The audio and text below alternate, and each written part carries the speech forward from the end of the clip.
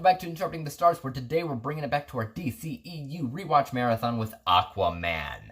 Now, some people really love this movie, while others really hate it. I mean, when you average out all the scores found on Rotten Tomatoes, IMDb, Letterboxd, and additionally, the audience scores from all those sites, you currently get a score of something like 66%, so obviously it's right down the middle of whether you're going to like it or not. What I wanted to find out is, from a technical, objective standpoint, how do I view this film? I try to be as pellucid as possible, and let's get cracking. This review is brought to you by the word of the day, pellucid, translucently clear, like the thing that lives in my closet.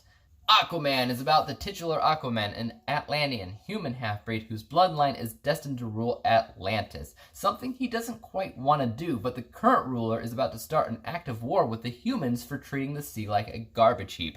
To stop his half-brother and bring peace back to both races, Aquaman sets out to find an ancient Atlantean trident that'll show everybody that his destiny is great. This is a bit of an oddball film for me because I've never really cared about this character. Historically, I've also been turned off of films centering, in general, around water. Throughout the years, however, I've slowly grown to enjoy them more and more. Even so, Aquaman is just... he's a weird character, a superhero that talks to fish. Let's make a huge blockbuster on that. Sure, okay, fine.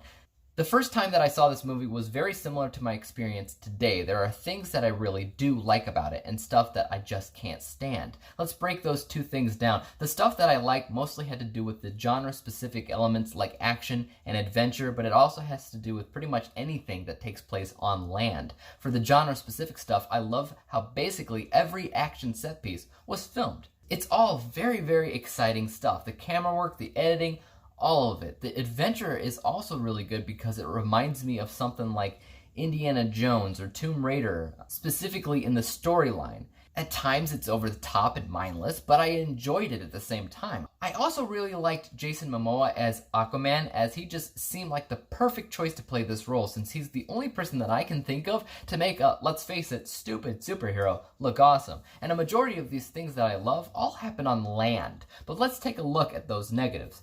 Okay, so pretty much everything underwater is a cringe fest for me. The CGI of the hair, god-awful. The brightness of the color palette and the people riding around on fishes, it's too much. The colorful suits are ridiculous. The Power Ranger-esque villains are laughable. The story itself is uninspired and basically just Return of the King and Game of Thrones rolled into one, where people are just battling it out for a royal throne. I also don't like the length. It's 2.5 hours long and you feel it. You feel it so much. I checked my watch I don't know how many times. In general, I think this movie is weird, and it was never for me. I don't even like the character in Smallville, and I love Smallville. I've seen the entire series of Smallville 5 times minimum.